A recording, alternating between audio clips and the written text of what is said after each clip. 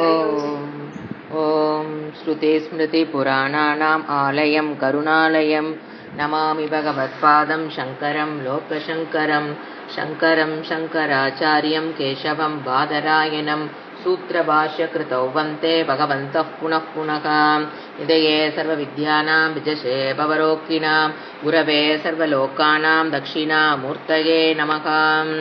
ॐ सहना भवतु सहनौ भुनक्तु सह वीर्यङ्करवावहै तेजस्विनावधीतमस्तु मा विद्विषावहै। ॐ शान्ति शान्ति शान्तिः। पञ्चदशी। नमः श्रीशङ्करानन्द गुरुपादाम्बुजन्मने सविलास महामोह ग्राहग्रासैककर्मणे। 59வது ஸ்லோகத்திலிருந்து படிக்கிறேன். 65 ஸ்லோகம் இருக்கு. எல்லாத்தையும் முதல்ல இருந்து படிச்சுட்டு அப்புறம் மீனிங் பார்க்க ஆரம்பிக்கலாம். அநாதாவிக சம்சாரே சஞ்சிதா கர்ம கோட்டயः அனேன விலயயாந்தி சுத்தோ தர்மோ விவர்ததே. 16. धर्ममेघमिमं प्राहुः समाधियोगविद्धमाः वश्यत्येष यतो धर्म अमृतधारा सहस्रशः. 61. अमुना वासनाजाले निःशेषं प्रविलापिते समूलोन्मूलिते पुण्य पापाक्ये कर्म सञ्चते. वाक्यमप्रतिबद्धं सत्प्राक्परोक्षावभासिते करामलकवद्बोधम् अपरोक्षं प्रसूयते. परोक्षं ब्रह्म विज्ञानं शाब्दं देशिकपूर्वकं बुद्धिपूर्वकृतं पापं कृष्णं दहति वह्निवत्. अपरोक्षात्मविज्ञानं शाब्दं देशिकपूर्वकं कारण अज्ञान तपसश्चण्डभास्करः इत्थं तत्त्वविवेकं विधाय विधिवन्मनः समाधाय विगलित संस्कृतिबन्धः प्राप्नोति பரம்பதம். மிஸ்டேக் இருக்கு, பாரம் இல்ல, பதம், பரம்பதம், மேலான பதத்தை நரோன ஹிராத்துல சிராத்து, ஹிராத்து இருக்கு, அங்க சீ போடணும், சிராத்து. பாரம்த பரம்பதம்னு மாத்தணும், அங்க பாரம்பதம் இருக்கு, பரம்பதம். நரோன நிறுத்திருப்பா. அடுத்தது சிராத்து, ஹிராத்து இருக்கு, சிராத்து. கரெக்டா இருந்தா விட்டுருங்க. இது தத்துவ விவேக சமாப்தக. இப்போ முக்கியமா என்னென்ன நம்ம பார்த்தோம் போன கிளாஸ்ல அப்படின்னு பாத்தீங்கன்னா, சமாதி அப்படிங்கிற ஒரு நிலையை பார்த்தோம். அது ஒரு ஸ்டேஜ். அது அஷ்டாங்க யோகத்துல சொல்லும் போது அதுக்கு என்ன சொல்லலாம், அஷ்டாங்க யோக சமாதிங்கிறது வேற, ஞான யோக சமாதிங்கிறது வேற. அஷ்டாங்க யோக சமாதிங்கிறது தியானத்தின் மூலியமாக மனதில் நான் தியானிப்பவன், என்ன அந்த கர்மம் நடைபெற்று கொண்டிருக்கிறது, நான் கர்த்தா அந்த செயலை செய்யறங்கிற அந்த நினைவெல்லாம் போய் வெறும் அந்த எந்த விஷயம் தேய விஷயம் எது எடுத்ததோ அது மட்டும் அப்படியே ஒரே விருத்தி, ஏக்க விருத்தி அப்படியே ஃப்ளோ ஆகிறது. அதுக்கு பேரு அஷ்டாங்க யோக சமாதி. அதுல 2 சமாதி பார்த்தோம், சவிகல்ப சமாதி, நிர்விகல்ப சமாதி.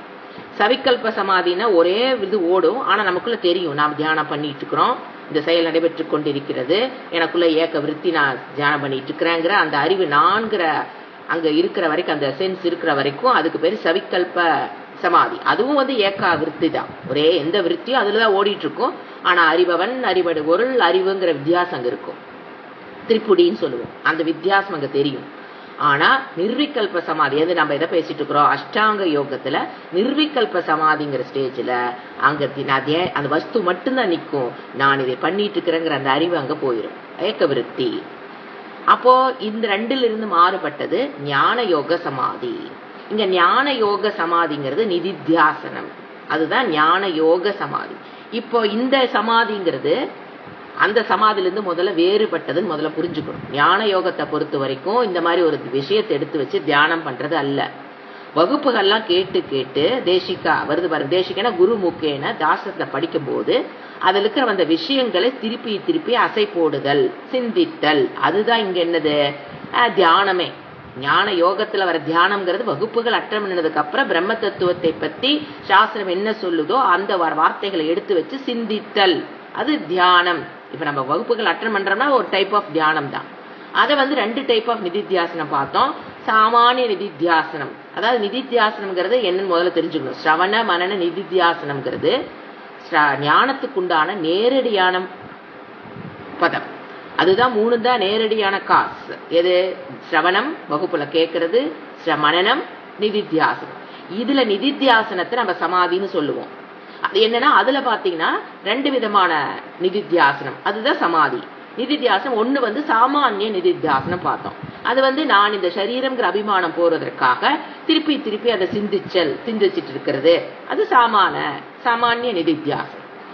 விசேஷ நிதித்தியாசனம் என்னன்னா அது எல்லாரும் பண்ணிதான் ஆகணும். எது? சாமானிய நிதித்தியாசனம். விசேஷ நிதித்தியாசனம்ங்கிறது அவங்கவுங்களுக்குள்ள ஏதாவது இடத்துல நம்ம ஹர்ட் ஆகி அந்த நம்மளுடைய சரீர அபிமானத்தை விட முடியாம இருப்பதற்கு காரணம் நமக்குள்ள ஏதோ ஒரு பிரச்சனை, ஏதோ இடத்துல சின்ன வயசுல இருந்து நாம அதை ஆழ்மனதில் இருக்கிற வடுவாக இருக்கலாம், அல்லது ஒரு அவமானம், ஏதோ ஒண்ணு அதனுடைய வெளிப்பாடு உள்ள இருக்கிற வரைக்கும் அதை நம்மளால ஓவர் கம் பண்ணவே முடியாது. இந்த சரீர அபிமானத்தை விடுதல்ங்கிறது நடவாத காரியம். அப்ப என்ன பண்ணணும்? அந்த ஸ்பெஷலா அதுக்கு ஒர்க் பண்றது. எதை எப்படி பண்றது? இப்ப நான் குறையுள்ளவன் தோணுச்சுன்னா ஆப்போசிட்டா நான் ஆத்மா குறையற்றவள், சத்து சித்து ஆனந்தமாக இருக்கிற நான், என்னில் எந்த குறையும் கிடையாதுன்னு ஆப்போசிட்டா ஆத்மஸ்வரூபத்தை நினைக்கிறதுங்கிறது ஒரு டைப் ஆஃப் நிதித்தியாசனம். இப்போ இந்த ரெண்டும் இததான் போன கிளாஸ் அஷ்டாங்க யோக சமாதியோட நிறுத்தணும். அது இந்த கிளாஸ் இப்ப நம்ம புரிஞ்சுக்கிறது. நிதித்தியாசனத்தை என்ன சொல்லுவோம்? சமாதின்னு சொல்லுவோம். அதுல முதல் ஒரு இடத்துல உட்கார்ந்து பண்றதுங்கிறது ஒரு டைப் ஆஃப் நிதித்தியாசனம்.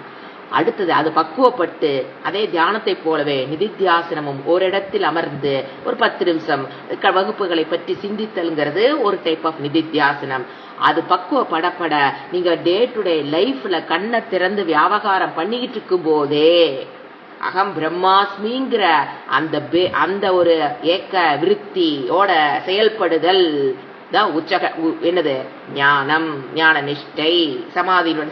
அதாவது இந்த நிதித்தியாசனம் நம்மளை கொண்டு அங்க விடணும். ஃபர்ஸ்ட் தனியா உட்கார்ந்து எந்தவித டிஸ்டர்பன்ஸ் இல்லாம திங்க் பண்ண ஆரம்பிச்சு அப்புறம் டே டு டே லைஃபுக்குள்ள அந்த ஏக்க விருத்தி எப்படி சமாதி அஷ்டாங்க யோகத்தில் தியானத்தில் ஒரு ஏக்க விருத்தியோட அவங்க இருந்தாங்களோ அதை போல, அதனாலதான் இங்கே இதுக்கு பேர் சமாதின்னு கொடுக்குறோம். பட் சொசைட்டில ரெண்டுக்கு பெரிய கன்ஃபியூஷன் இருக்கு. கிளியரா புரிஞ்சுக்குங்க. அங்க தியானம் அதுல வர ஒரு விஷயத்தில் இருக்கிற ஏக்க விருத்தி, அது அகம் என்னவா இருக்கலாம்? ஓம் நம சிவாய அப்படிங்கிற ஒரு சப்தத்துல ஏக்க விருத்தி, அவ்வளவு. அங்க ஞானம், ஆத்மாவை பற்றிய ஞானம் அங்கு கிடையாது. அதற்குண்டான பலன் உண்டு. அங்க வியாபகாரிக விஷயத்தில் அதுக்குண்டான பலன் உண்டு, இல்லைன்னு சொல்லல. ஆனா இங்க இருக்கிற சமாதிங்கிறது நிதித்தியாசனம்.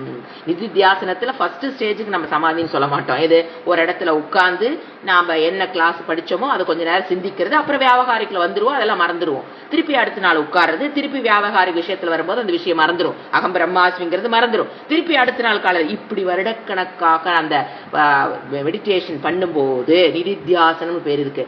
அதை பண்ணும்போது கொஞ்சம் கொஞ்சமாக டே டு டே லைஃப்ல கண்ணை மூடி நீங்க ஒரு இடத்துல உட்கார வேண்டாம், காதை மூடி நீங்க ஒரு இடத்துல உட்கார வேண்டாம், கதவை தாள போட்டு நீங்க உட்கார வேண்டாம். டே டு டே லைஃப்ல வியாபகார விஷயத்தில் நீங்க வாழ்ந்து கொண்டிருக்கும் பொழுதே அகம் பிரம்மாஸ்மிங்கிற அந்த ஏக்க விருத்தில வாழ்தல். அப்படின்னா வேற எந்த விருத்தியும் வராதுல்ல, அதுல அந்த நிஷ்டை, அந்த ஞானத்தில் நிஷ்டை ஆகுதல் அப்படிங்கறதான் அல்டிமேட். அதுக்கு பேர் தான் ஞான நிஷ்டை. அவங்கதான் ஞானி. இதுதான் என்னது? சமாதி பத்தி நம்ம வித்யாரண்ய முனி தெளிவு பண்ணி கொடுக்கிறார். இந்த அளவுக்கு தெளிவு வேற எந்த டெக்ஸ்ட்லயும் கிடையாது. ஆச்சுங்களா. நிதித்தியாசனத்தை பத்தின இது பார்த்துட்டோம். அடுத்தது நாம இனிமேல் பார்க்க போறது என்னென்ன வேர்டு பாத்தீங்கன்னா, பரோட்சம்னா என்னன்னு சொல்றாரு. ஞானத்துல 2 விதமான ஞானம் சொல்லுவோம். ஒன்னு பரோட்ச ஞானம், இன்னொன்னு அபரோக்ஷ ஞானம். அதாவது பரோட்சம்னா மறைமுகமான ஞானம் சொல்லுவோம். டிரான்ஸ்லேஷன் வச்சு பாத்தீங்கன்னா அது மறைமுகமான ஞானம்.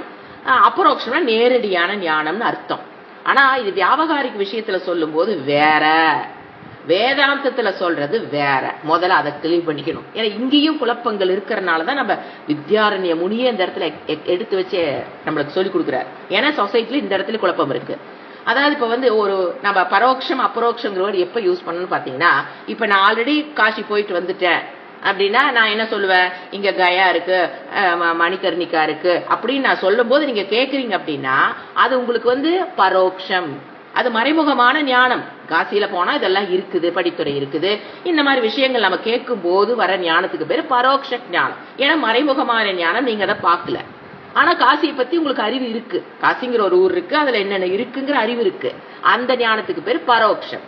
இப்ப நீங்க அங்க காசி போயிட்டீங்க, போய் அந்த படித்துறையை பாக்குறீங்க, அந்த சிவனை பாக்குறீங்க, அங்க இருக்கிற பவானிய பாக்குறீங்க. அப்படிங்கும் போது அது என்ன ஆயிரும், உங்களுக்கு அபரோக்ஷ ஞானம் ஆகிரும். அதனால அதுக்கு நேரடியான ஞானம். பிரத்யக்ஷமாக நீங்க அந்த சுவாமியை பாக்குறீங்க, பவானியை பாக்குறீங்க, படித்துறையை பாக்குறீங்கன்னா அந்த வியாபகாரிக விஷயத்தில் பரோட்சம் என்பது இந்த மாதிரி அர்த்தம், மறைமுகமான ஞானம். நேரடியாக பார்க்கும்போது பிரத்யக்ஷமா நீங்க அதை பார்த்துட்டீங்க அப்படின்னா அது அபரோக்ஷம்.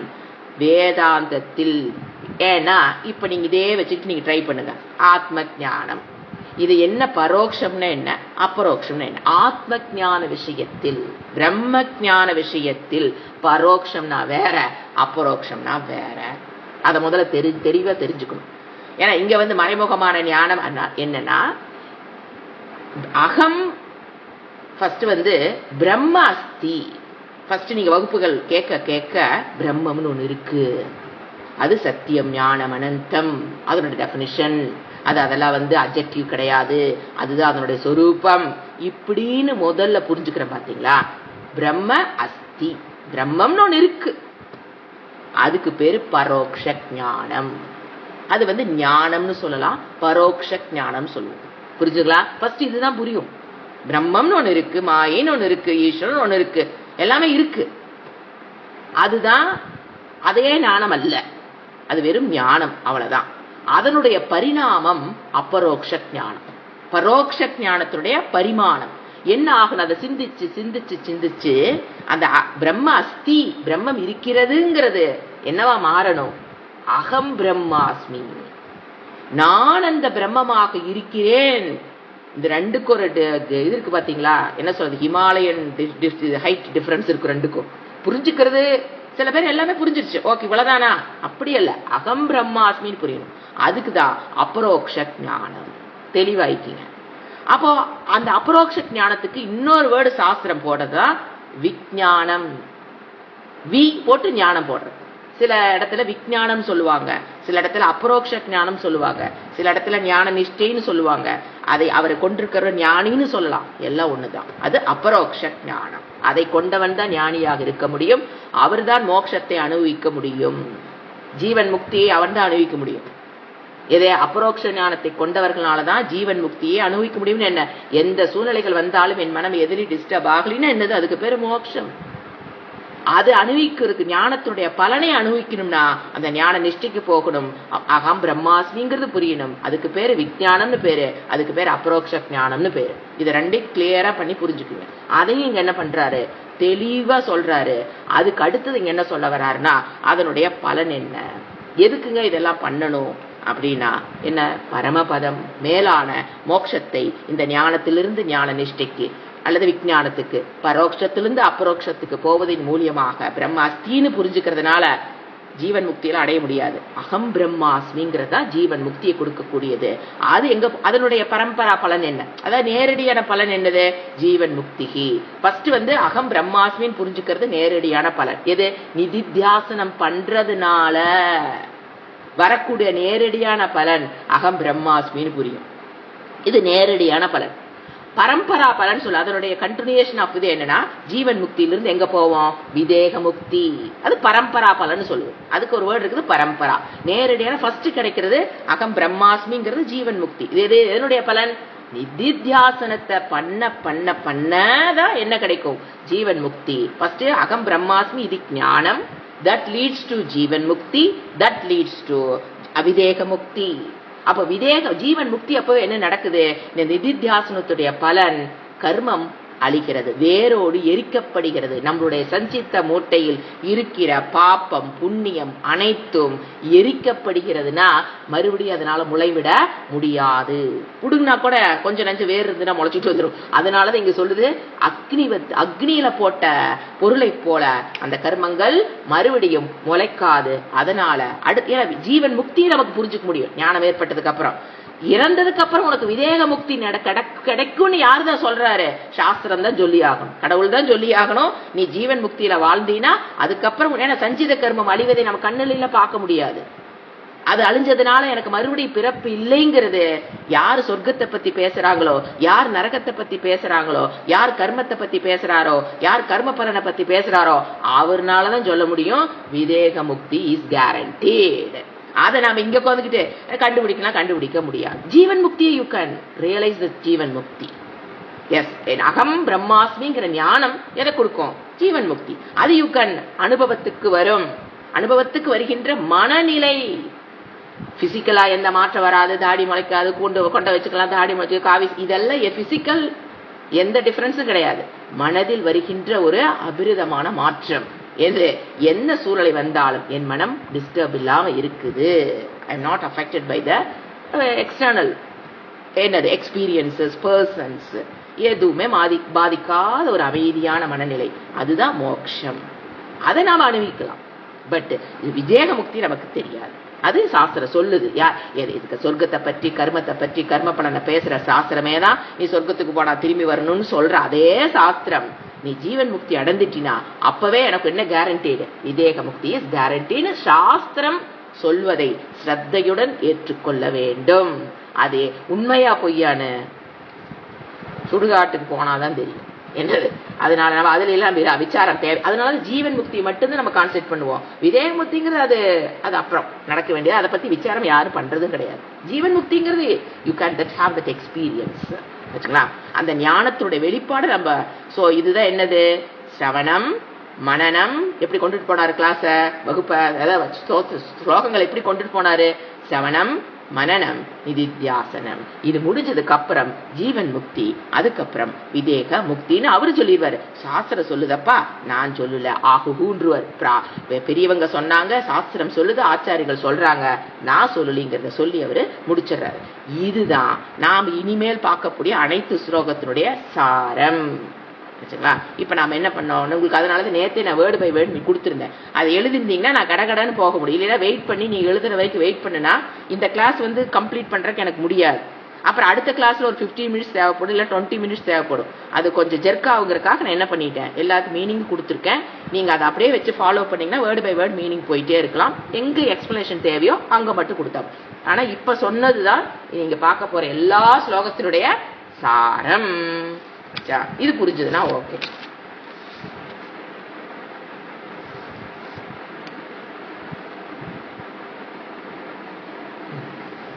அதுல பிரயோஜனம் வரும்போது இன்னும் கொஞ்சம் விளக்கங்கள் நம்ம பார்க்கலாம். 61 62 ஓகே. இப்ப நாங்க எழுதின தமிழ் மீனிங் எடுத்துக்கோங்க. அதன் பிரகாரம் அப்படியே நம்ம போகலாம்.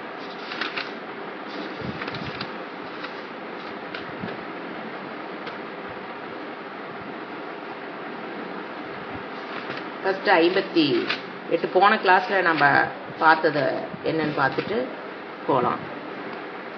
அதாவது 59 58 59 எஸ் 59 வேர்டு பை மீனிங் கொடுத்துருக்கேன். விளக்கம் மட்டும் என்னன்னு பார்க்கலாம். அனாதியான இந்த சம்சாரத்தில் உள்ள கோடிக்கணக்கான சஞ்சித்த கர்மாணி இந்த சமாதியினால் லயமடைகின்றன. இதுதான் இது ஃபுல்லா இப்ப சாரம் படிச்ச உங்களுக்கு புரியுதா? இதோட ஸ்லோகம் என்ன சொல்றாருன்னு தமிழ் மீனிங் மட்டும் பார்த்தா போதும். ஏன்னா ஆல்ரெடி வேர்டு பை வேர்டு கொடுத்தாச்சு. அனாதி இந்த சம்சாரம் எப்பங்க எனக்கு ஆரம்பிச்சது? எப்ப நான் இந்த புண்ணிய பாபத்தை பண்ணி அக்கௌண்ட்ல ஏத்துனேனா அனாதி. அந்த சம்சாரம்ங்கிறது உன்னை பிடிச்சி வச்சிருக்கிறது ஒரு அதுக்குன்னு என்ன கிடையாது தோற்றம். ஆனா முடிவுண்டு, ஞானத்துக்கு பிரகாரம் முடிவுண்டு. நாம எதை போய் யோசனை பண்ணிட்டு வேண்டாம். அதனுடைய தொடக்கம் எப்ப நான் புண்ணிய பாபத்தை பண்ண ஆரம்பிச்சேன் அது அனாதின்றது. அனாதியான இந்த சம்சாரத்தில் உள்ள கோடிக்கணக்கான பொட்டர் கோடிக்கணக்கில் வச்சிருக்கிற எது புண்ணியமும் பாப்பமும் உன்னுடைய சஞ்சித்த மூட்டையில் இருக்கிறது. அனைத்தும் இந்த சமாதியினால். எந்த சமாதி? அஷ்டாங்க யோக சமாதியினால் அல்ல, ஞான யோக சமாதி. நிதித்தியாசனத்தின் மூலியமாக கிடைக்கிற அகம் பிரம்மாஸ்மி இது ஏக்க விருத்தி. அதன் மூலியமாகத்தான் என்ன அடைய முடியும்? லயமடைய முடியும். என்னது? அந்த சமாதியில் லயமடைகின்றன. சுத்த கர்ம வர்ஜிக்கிறதுனா அகம் பிரம்மாஸ்மிங்கிறது. ஏன்னா சுத்தக தர்மகங்கிறது என்ன மீனிங்? அகம் பிரம்மாஸ்மி இது ஞானேன மேல போட்டுக்கணும். கோடிக்கணக்கான சஞ்சித்த கர்மங்கள் அழிகின்றன. கீழ் இருக்கிறத முதல்ல போட்டு புரிஞ்சுக்கணும். ஏன்னா அகம் ஏன்னா சுத்தக தர்மகங்கிறது என்னது? அகம் பிரம்மாஸ்மி. அந்த அகம் பிரம்மாஸ்மிங்கிற ஞானத்தினால் வருகின்ற சமாதி. புரிஞ்சுங்களா? இது ஞான யோக சமாதி, அஷ்டாங்க யோக சமாதி அல்ல. இதன் மூலியமாக அழிகின்றது. இப்ப அடுத்தது 60.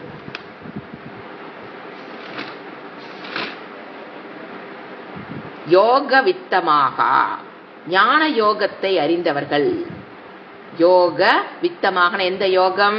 ஞான யோகம். ஏன்னா நம்ம அதை விட்டுறோம். தியானத்தை பத்தி பகவான் பாத்தீங்கன்னா 6வது அத்தியாயத்துல எவ்வளவு தியானத்தை பத்தி பேசினார். ஏங்க நமக்கு ஞான யோகம் தான் பெருசும் போது எதுக்கு தியானத்தை தொட்டு தொட்டு சாஸ்திரமும் தொடுது மெடிடேஷனை பத்தினா? ஏகாக்கிரத சித்தம் வர்றதுக்கு தியானம் ரொம்ப முக்கியம். அதனால பகவான் பகவத்கீதையில ஒரு அத்தியாயத்தை கொடுத்திருக்கார். வித்யாரண்ய முனியும் அதை பற்றி இவ்வளவு நேரம் விளக்குனார். விளக்கிட்டு ரெண்டுக்குள்ள வித்தியாசத்தை கண்டுபிடிக்கணும். ஏன்னா ஆரம்பத்திலிருந்து ரெண்டுலயும் குழப்பம் இருக்கு. நான் கண்ணை மூடி மரத்துக்கடியில தியானம் பண்ணேன், மோட்சம் அடைந்து விட்டார். என்னுடைய குரு மரத்துக்கடியில உட்கார்ந்தார், தியானம் பண்ணினார், மோட்சம். மரத்துக்கடியில உட்கார்ந்து தியானம் பண்றதுனால கிடைக்கிற சமாதிங்கிறது வேற. சில பேர் சொல்றது ரூமுக்குள்ள போனார் அப்படியே சமாதி ஆயிட்டார், காத்தோட காத்தா கலந்துச்சு அந்த பாடி. It's not possible. அதெல்லாம் சித்து விளையாட்டு விளையாடுறவங்க ஏதாவது பண்ணிருக்கலாமே தவிர, ஒரு மனிதனாக பிறந்தோம் அப்படின்னா நாம என்னதான் ஆகணும்? 5 பூதங்களோட போய் கலந்துதான் ஆகணும். வெறும் ஆகாசத்தோடு மட்டும் போய் நம்ம கலக்க முடியாது. பிருத்திவி அன்னம், இந்த சரீரம் எங்கதான் போய் முடியணும்? அன்னம் அன்னேன ஜாயத்தே அன்னேன வர்த்தத்தே அன்னேன பிரளீயந்தே. இந்த கான்செப்ட் எல்லாம் மாறிட்டு ஆகாசத்தோட அப்படியே கலந்துருச்சு உடம்பு. எது? எப்படி பிருத்திவியோட போக வேண்டிய உடம்பு எப்படி ஆகாசம் அப்படியே கலக்கும்? அது சித்தர் விளையாட்டுகள். அந்த உடலை காணாத மாதிரி பண்ணுவாங்க, அது வேற. நாம அந்த சித்து விளையாட்டுக்கு போறதுக்காக சித்து விளையாட்டு விளையாடுறதுனால மோட்சம் எல்லாம் கிடைக்குமா? என்ன கிடைக்காது. அந்த எதுக்காக அந்த சித்து விளையாட்டு? அடுத்த கேள்வி. எதுக்குன்னா அந்த காலத்துல பாமர மக்களை இந்த வழிபடுத்துவதற்காக அவங்க கையாண்டார்கள். இந்த மாதிரி மக்களை ஏமாற்றுவதற்காக அவங்க சித்தர்கள் கையில் எடுக்கல. ஒரு கடவுள் பக்தி வரணும் அப்படின்னா நம்ம கிட்ட பாடம் படிக்கணும்னா நம்ம மேல ஒரு ஸ்ரத்த வரணும்னா என்ன பண்ணி ஆகணுங்க? அந்த அப்படி வச்சுக்கோ, திருவண்ணாமலையிலிருந்து வந்த திருநீர் இருந்த மோந்து பாரு, அதே வாசம் அடிக்கணும் கொடுப்பாரு, இப்படியும் பாரு கை கட்டி கொடுத்து. சித்து விளையாட்டு அது அந்த காலத்தில் தேவைப்பட்டு இருந்தது. எதுக்கு? இந்த மார்க்கத்தில் மக்களை கொண்டு வருவதற்காக அவங்க யூஸ் பண்ணாங்களே தவிர மக்களை ஏமாற்றுவதற்காக புகழ் பெறுவதற்காக டு பி ஃபேமஸ் அவங்க அதை பண்ணல. அதனால புரிஞ்சுக்குங்க. அந்த மாதிரி சித்தர்கள் வேணா அப்படியே மறைஞ்சு போகலாம். ஏன்னா அவங்க பாத்தீங்கன்னா சிரஞ்சீவியாக இன்னும் வாழ்ந்து கொண்டிருக்கிற வழியெல்லாம் தெரிஞ்சு வச்சிருப்பாங்க. இன்னும் சிரஞ்சீவியாக போகர் இருப்பதாக இன்னும் நம்பப்படுகிறது. அவங்க சித்தர் வைத்தியம் படிக்கிறவங்களும் கேட்டு பாருங்க. அவங்க அந்த ஒரு மருந்து தயாரிக்குன்னா அவரை என் உடம்புக்குள்ள இறக்கி அந்த மெத்தட் கண்டுபிடிச்சிட்டு இருக்கிற ட்ரை பண்றதுல ஏதோ சொல்றாங்க. அவங்க சிரஞ்சீவி, ஹனுமானை போல சித்தர்கள் சிரஞ்சீவி. அந்த ட்ராக்கே வேற. ஞானம்ங்கிறது வேற, இந்த மோட்சம்ங்கிறது அங்க நாட் பாசிபிள். ஆனா சித்தர்கள் மோட்சத்தை அடைஞ்ச சித்தர்கள் இருக்கிறாங்க. இந்த சித்தர்கள்லயே உபனிஷத்துக்கள் படித்து அதை தமிழாக்கம் பண்ணி பாடல்கள் எழுதின சித்தர்களும் இருக்கிறாங்க. சோ சித்தர்னா ஒரு குறிப்பிட்ட டெஃபினிஷன் கொடுக்க முடியாது. சித்தர்களை சித்தியை அடைந்தவர்கள், அதனால உங்களுக்கு பேர் சித்தர்கள். என்ன சித்தி? மோட்ச சித்தியாகவும் இருக்கலாம், அஷ்டாங்க யோக சமாதி சித்தியாகவும் இருக்கலாம், 2 இருக்கலாம். இல்ல சில சித்தர்கள் வெறும் அஷ்டாங்க யோகத்துல வர சமாதி சித்தி அந்த சமாதி அடைந்தவர்களாகவும் இருக்கலாம். கன்ஃபியூஷனே வேண்டாம். இவங்க இப்படியா அப்படியா அவங்க சொல்ற கருத்துக்கள் நம்ம எடுத்து ஃபாலோ பண்ணிட்டு போகலாம், அவ்வளவுதான். இப்ப தாயுமானவர் ஒரு சித்தர் நம்ம நினைக்கிறோம், ஏன்னா அவர் அந்த ஞான மார்க்கத்தில் வந்த ஒரு ஆள், அதான் சித்தியை அடைந்தவர்கள். சித்தர்கள்லாம் உடனே காட்டுக்குள்ள கொண்ட போட்டுட்டு உட்கார்ந்துருக்குன்னு கிடையாது. தாய்மானவர் என்னதுதான் சித்தியை அடைந்தவர்கள். நீங்க நாளைக்கு ஞானத்தை அடைஞ்சீங்கன்னா நீங்களும் என்னதுதான் சித்தர்கள். புரிஞ்சுதுங்களா? அந்த சித்தர்கள்ங்கிற வார்த்தையை கரெக்டா புரிஞ்சுக்கிட்டா கன்ஃபியூஷன் வராது. இப்ப அடுத்தது எதை சொன்ன யோக வித்தமாக ஞான யோகத்தை அறிந்தவர்கள், ஸ்ரவண மனன நிதித்தியாசனத்தின் மூலியமாக ஞானத்தை அறிந்தவர்கள். இமம் சமாதி, இந்த சமாதியை தர்மமேகம், இது தர்மமேகம்ங்கிற வேர்டு பதஞ்சலி யூஸ் பண்ற வேர்டு. தர்மமேகம், தர்ம மொழி மழையை பொழியும் மேகம் பிராகு என்று கூறுகிறார்கள். எதனால் ஏஷக இந்த சமாதியை தர்ம அமிர்தக என்றால் அது ஆயிரக்கணக்கான தாராக வஷதி தேன்மலையை பொழிகிறதுனா மோக்ஷம். தர்மமலைன்னு என்னதுங்க? மோட்சத்தை கொடுக்க கூடியது. ஆனா இவர் என்ன பண்றாரு? பதஞ்சலி இவர் படிச்சிருக்காங்கிறது நமக்கு எப்படி தெரியுது? வித்யாரண்ய முனி பதஞ்சலி சூத்திரத்தை கரைச்சு குடிச்சிருக்காரு. அதனால இங்க என்ன பண்றாரு? அந்த வேர்டு கரெக்டா கோட் பண்றாரு. அங்க பதஞ்சலி என்ன சொல்றாருன்னா, அவரும் பாருங்க அஷ்டாங்க யோகத்தை பத்தி தான் பேசியிருக்காரே தவிர இந்த ஞான யோகத்தை பத்தி அவர் பேசலை. ஞானம் வேணும்னா கோ டு உபனிஷத்துன்றார். திருவள்ளுவர் என்ன சொன்னாரு? 3 அறம்பொருள் இன்பம். வீடு பேட்டை பத்தி பேசலையே, ஏன்? யூ கோ டு சாஸ்திரம் அண்ட் ஸ்டடி வித் குரு. குருகிட்ட தான் போய் படிச்சாகணும். நான் சொல்ற ஸ்லோகம் எல்லாம் என்ன பண்ண முடியாது ஞான மார்க்கத்துக்கு. ஏன்னா உபனிஷத்தினுடைய விஷயத்தை புரிஞ்சு கொள்வதற்காக ஸ்லோகங்கள் எழுதுவாங்களே தவிர நான் உபனிஷத்தை எழுதுறேன்னு யாரும் எழுத முடியாது. அது இறைவனோட வாக்கு. அது இவங்க என்ன சொல்றாரு? ஞான யோகத்தை அறிந்தவர்கள் இந்த சமாதியினால எதை அடைந்தார்கள்? மோக்ஷம். தர்ம மலைன்னு என்னது? மலைன்னு மேல இருந்து பொழியிறது மோக்ஷம். ஏன்னா அது ஆனந்தம். வர்ஷை மலை எதனால? அது ஆயிரக்கணக்கான நாம இந்த உலகத்தில் பெற்றுக்கொண்ட விஷயத்தின் மூலியமாக வருகிற ஆனந்தம் என்பது ஜீவன் முக்தி அடைந்தவனுடைய ஆனந்தத்தில் அந்த கடலில் சிங்கிள் டிராப். அதுதான் இங்க சொல்ல வராரு. நீ அனுபவிச்சுட்டு இருக்கிற ஆனந்தம்னு இருக்கு பாத்தியா, அது ஒரு single drop of the ocean of ஜீவன் முக்தகன் அடைந்த ஆனந்தத்தின் ஒரு டிராப் தான் விஷய ஆனந்தம். எது? ஒரு பொருள் கிடைச்சதுனால, ஒரு உறவுகள் வந்ததுனால, ஏதோ பர்சன்ஸ், ஆப்ஜெக்ட்ஸ், சூழ்நிலைகள் நல்லதை அமைஞ்சதுனால வரக்கூடிய ஆனந்தம் நீ போயிட்டு இருக்கிற பாத்தியா பின்னால, சிங்கிள் டிராப். அதை போல ஆயிரக்கணக்கான கோடிக்கணக்கான டிராப்ஸ் ஒண்ணு சேர்ந்த ஆனந்தம் தான் எது? பிரம்ம ஆனந்தம். அடுத்த ஸ்லோகம் 61. அமுனா இந்த வாசனா ஜாலே, இந்த வாசனை கூட்டம். அதான் ஃபர்ஸ்ட் இதனுடைய பலன் என்னன்னு சொல்றாரு. எப்படி உங்களுக்கு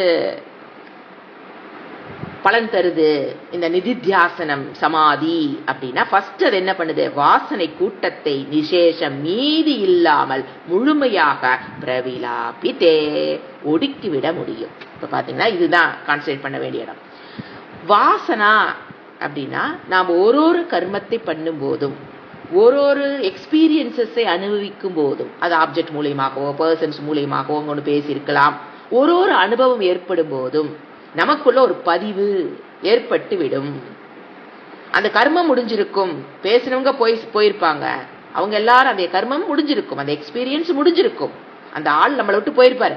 ஆனா அதனோட பதிவு தான் பேர் என்ன? வாசனா. ஆச்சுங்களா? இந்த வாசனை ஆழமா பதிஞ்சிருக்கும். இந்த நிதித்தியாசனத்தை நீங்க இப்ப ஞானத்தை பெற்றுட்டீங்க ஆச்சா. அகம் இந்த சரீரம் அப்படின்னு ஒரு வாசனை உள்ள உங்களுக்குள்ள இருக்கா இல்லையா? எத்தனை வருஷமா இருந்திருக்கும். நான் இந்த சரீரம், நான் அழகா இருக்கனா, எனக்கு நான் இந்த சரீரம்ங்கிற வாசனை உள்ள ஊறி போயிருக்கும். ஞானம் பெற்றிருப்போம், அகம் பிரம்மாஸ்மி, ஓகே புரிஞ்சு போச்சு. ஆனா இந்த உள்ள இருக்குது பாத்தீங்களா அந்த வாசனை, பொதக்குன்னு வெளியில நம்மளை எங்க கூட்டிட்டு வரும்? நான் இந்த சரீரம். நல்லா புரிஞ்சிருக்கும். அகம் பிரம்மாஸ்மி சத்தியம் ஞானம் அனந்தம் பிரம்ம. இது ரிஃப்ளெக்டிங் மீடியம், அது ரிஃப்ளெக்ட் ஆகுது, அதனால அது சேத்தனமாகுது, அதனாலதான் எல்லாம் நல்லா புரிஞ்சிருக்கும். ஒரு பிரச்சனைன்னு வரும்போது உனக்கு அறிவு இருக்கா? அடிக்கடி நான் தான் சொல்றேன், யாராவது உனக்கு ஏதாவது அறிவு இருக்கான்னு ஒரு கேள்வி கேட்டுட்டா போதும், we disturb to the core. அப்ப என்ன அர்த்தம்? இன்னும் எனக்கு சரீர அபிமானம் போகலை. ஏன் போகல? ஆல்ரெடி இருக்கிற பழக்க தோஷம். நான் இந்த சரீரம், நான் இந்த சரீரம்ங்கிறது ஒரு ஞானத்தின் மூலியமாக போகாது. அது போவதற்கு என்ன தேவை? எந்த மனதை எப்படி பழக்கணும்? அதை திருப்பி திருப்பி அபியாசம் பண்ணி தான் நான் சரீரம் பழக்கணுமா? திருப்பி அந்த மனசு என்ன பண்ணிதான் அவனே புத்தி ஏத்துக்குச்சு, மனது ஏத்துக்கலிங் போது மனதுக்கு ஒரே ட்ரைனிங், அபியாசம். என் முதல்ல என்ன அபியாசம் பண்ணீங்க? நான் இந்த சரீரம்னு வருஷக்கணக்கா அபியாசம் பண்ணியாச்சு, அது புடிச்சுக்குச்சு, இப்ப விட மாட்டேங்குது. திருப்பி என்னதான் பண்ணி ஆகணும்? நான் இந்த சரீரம் இல்லை, நான் இந்த சரீரம் இல்லை, நான் இந்த சரீரம் இல்லை. எங்க எத்தனை நாளைக்குங்க, எத்தனை நாள் தேவைப்படுமோ, எத்தனை வருடங்கள் தேவைப்படுமோ கொடுத்துத்தான் ஆகணும். அது அப்படியே சாகர வரைக்கும் அப்படியே போயிருமானா? அப்படி இல்லை. அந்த ஒரு திருப்பி திருப்பி நீங்க அபியாசம் பண்ணும் போது என்னென்ன எப்பங்க நீங்க பண்ணலாம் அதை யோசனை பாரு. நான் இந்த சரீரம் இல்லைங்கிறத இப்ப கிளாஸ் எடுக்கும்போது உங்களுக்கு அந்த அது பண்ண முடியாது. ஒரு சந்தோஷமான நிகழ்வுகள் வரும்போது நான் இந்த சரீரம் இல்லைன்னா நீங்க பண்றதுக்கு வாய்ப்பே இல்லை. கஷ்டமான சூழ்நிலைகள் வரும் பொழுதுதான் நான் இந்த சரீரம் இல்லைன்னு நீங்க பிராக்டிஸ் பண்ண முடியும். ஏன்னா இதெல்லாம் வெறும் எட்டு சுரக்காய், கறிக்கு உதவாது. வாழ்க்கையில கஷ்டங்கள் வரணும், எதிர்பாருங்கள். அந்த கஷ்டம் வரும்போது என்ன அபியாசம் பண்ண தெரியணும்? நான் இந்த சரீரம் இல்லை. அப்ப சமயத்துல பண்ற அபியாசம் தான் வாசனைகள் என்ன பண்ண, அப்படி ஒன்னும் அந்த வாசனைகள் என்ன பண்ணணும்? திருப்பி பண்ண அந்த வாசனைகளுடைய கூட்டம், வாசனா ஜாலம்னு நெட்டு ஒரு வேடன் விரித்த நெட்டுக்குள்ள ஒரு பறவை போய் மாட்டிக்கிற மாதிரி நம்ம எங்க போய் மாட்டி கிடக்கிறோம்? அந்த வாசனை கூட்டத்துக்குள்ள போய் சிக்கிக்கிட்டோம். அது நீங்க நினைச்சாலும் வெளியில் வர முடியாது. எப்படி வேடனுடைய நெட்டுக்குள்ள மாட்டின பறவை வெளியில் வர முடியுதா? முடியாது. அது யாராவது ஒருத்தர் கட் பண்ணி தான் வெளியில் கொண்டு வரணும். அதை போல நாம எங்க மாட்டிக்கிட்டு இருக்கிறோம்? வாசனைங்கிற கூட்டம். அதுல இருந்து தப்பிக்கிறதுக்கு ஒரே வழி என்னதான்? நிதித்தியாசனம், அந்த சமாதி, எது வேணா நீங்க எடுத்துக்கலாம். அதுதான் என்னது? இந்த வாசனை கூட்டம் மீதி இல்லாமல் முழுமையாக நீங்க ஒடுக்கிவிட முடியும். அது ஒரு ஸ்டேஜ். நான் அகம் பிரம்மாஸ்மிங்கிற அந்த ஞானத்துக்கு விபரீதமான நான் இந்த சரீரம்ங்கிற அந்த வாசனை முதல்ல நம்மளை விட்டு போகும். நாட் பை ஞானம், நாட் பை சிரவணம், நாட் பை மனனம், ஓன்லி பை நிதித்தியாசனம். ஓன்லி பை நிதித்தியாசனம் இந்த வாசனைகள் போகும். அடுத்தது கர்ம சஞ்சயே, கர்மங்களினுடைய கூடுதலும் கூட எதுவும் இல்லாம போகும். புண்ணிய பாப்பாக்கியே சமூலோன் மூலி, அதாவது எப்படி சமூலோன் மூலித்தேனா வேருடன், இப்படி சொல்லிட்டு அடுத்த நம்பர் நெருப்பும்பர் வேருடன். எது? கர்மங்கள் நம்ம வச்சிருக்கிற புண்ணிய பாப்பம். ஃபர்ஸ்ட் எது அழியும்? வாசனை. நான் இந்த சரீரம் அப்படிங்கிற வாசனை. எதனால? நிதித்தியாசனத்தோட பலன் சொல்லிட்டு இருக்காரு. அந்த ஞான நிஷ்டையினோட பலன் முதல்ல நான் இந்த சரீரம்ங்கிறது நம்மளை விட்டு போயிடும். அதுக்கப்புறம் கர்மங்களினுடைய கூடுதல் புண்ணிய பாப்பம் வேருடன் பிடுங்கிடு. அதான் ஃபர்ஸ்ட் நான் இந்த சரீரம் இல்லைங்கிற இது நமக்கு அனுபவத்துக்கு கிட்டும். எஸ், இப்பெல்லாம் பாரு நமக்கு இந்த சரீரம்ங்கிறது நான் இந்த சரீரம்ங்கிற என்ன வரலைங்கிறது நீங்க புரிஞ்சுக்கலாம். பட் அடுத்தது இருக்குதே, கர்மங்களுடைய கூட்டம் புண்ணிய பாப்பம் வேரோடு பிடுங்கப்படுங்கிறது சாஸ்திரத்து மேல இருக்கிற ஸ்ரத்தையில நம்ம ஏத்துக்கிறோம். அதை நீங்க கண்ணில பார்க்க முடியாது. ஏங்க என்னோட அக்கௌண்ட் இருக்கிற பாப்ப புண்ணியம் எல்லாம் போயிடுச்சுன்னா எனக்கே தெரியாது, சாஸ்திரத்துக்கு தெரியாது, நான் எப்படி உங்களுக்கு சொல்ல முடியும்? அதெல்லாம் யாரும் சொல்லவும் முடியாது. நம்ம போயிடுச்சேன்னு எதை வச்சு பாக்குறது? டெலஸ்கோப் வச்சோ மைக்ரோஸ்கோப் வச்சோலாம் நமக்குள்ள இருக்கிற புண்ணிய பாப்பம்லாம் அந்த தலைவிதியெல்லாம் போயிடுச்செல்லாம் பார்க்க முடியாது. அது சாஸ்திரம் சொல்லுது, ஸ்ரத்தையோடு ஏற்றுக்கொள்கிறோம், அவ்வளவுதான். ஏன்னா அந்த ஞானம் வந்ததுக்கு அப்புறம் தெரியும், எஸ் இருக்கிறதுக்கு வாய்ப்பு இல்லைன்னா அது ஒரு உறுதி ஞானம் வரும். நிச்சய ஆத்மிக்கான்னு சொல்லுவோம். அது ஒரு நிச்சய புத்தி ஏற்பட்டுரும். அது அப்புறம் முதல்ல நமக்கு தெரியக்கூடிய விஷயம் என்னது? என்னை தொந்தரவு பண்ற இந்த வாசனை கூட்டம் அப்பாடா என்னை விட்டு போயிடும். எது? நான் இந்த சரீரம் போயிடுச்சு. என்னன்னு எப்படி கண்டுபிடிக்கலாம்? லோக்கல்ல சொன்னா யார் என்ன சொன்னாலும் சூடு சொரணைங்கிறது துளிவோட எனக்கு இல்லைன்னு நீங்க முடிவு பண்ணிட்டீங்கன்னா யூ ஆர் வெற்றி அடைஞ்சிட்டீங்கன்னா. அதுதான் நம்ம இது பண்ணணும். யார் என்ன சொன்னாலும் எனக்கு இது யார் என்ன சொன்னாலும் உரைக்கலிங்கிறது அது ஒரு பிகினிங் லெவல் தான்.